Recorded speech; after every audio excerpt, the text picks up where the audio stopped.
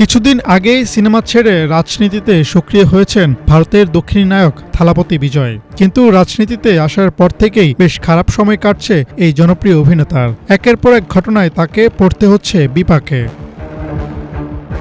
প্রথমে কারুরের রাজনৈতিক সভায় পদপিষ্ট হয়ে নিহতের ঘটনা, পরে তার শেষ সিনেমা সেন্সর বোর্ডে আটকে যাওয়া, আর এখন সিবিআই সদর দপ্তরে জিজ্ঞাসাবাদ।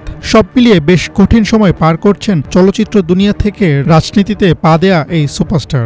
জানা যায় গত সপ্তাহে দিল্লির সেন্ট্রাল ব্যুরো অব ইনভেস্টিগেশনে ডাক পড়েছিল থালাপতির। সেখানে তাকে জিজ্ঞাসাবাদ করা হয়। তামিলনাড়ুর কারুরে নির্বাচনী সমাবেশে 41 জন নিহতের ঘটনার তদন্তের জেরে 12 জানুয়ারি সকালে দিল্লির সিবিআই সদর দপ্তরে উপস্থিত হন থালাপতি বিজয়। সকাল 11:29 সিবিআই সদর দপ্তরে পৌঁছানোর পর শুরু হয় তার জিজ্ঞাসাবাদ। প্রায় 6 ঘন্টা জিজ্ঞাসাবাদ করা হয় এই নায়ককে। সংশ্লিষ্ট সমাবেশ নিয়ে করা হয় একাধিক প্রশ্ন। সব আনুষ্ঠানিকতা শেষে সন্ধ্যা 6:15 দিকে সিবিআই সদর দপ্তর ত্যাগ করেন এই নায়ক।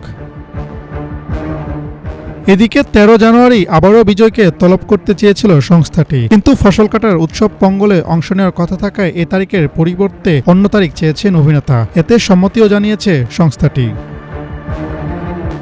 কারুর পদপিষ্ট মামলার ঘটনা তদন্তে থালাপতি বিজয়ের পাশাপাশি তামিলনাড়ুর প্রাক্তন এডিজিকে জিজ্ঞাসাবাদ করা হয়েছে। হতাহতের সঠিক কারণ নিরপেক্ষভাবে নিশ্চিত করতে কাজ করছে তদন্ত কমিটি। অন্যদিকে থালাপতি বিজয় অভিনীত শেষ সিনেমা জননায়গানের মুক্তি স্থগিত করা হয়েছে। 9 জানুয়ারি ছবিটি মুক্তির কথা থাকলেও এখনও central board of film certification থেকে সেন্সর সার্টিফিকেট না পাওয়ায় ছবির মুক্তি স্থগিত করেছে প্রযোজনা প্রতিষ্ঠান। তাই বলা যায় নতুন বছরের শুরুতেই বেশ খারাপ সময় পার করছেন এই সুপারস্টার। হাসনাত জুবায়ের, বিনোদন ডেস্ক, বাংলাভিশন।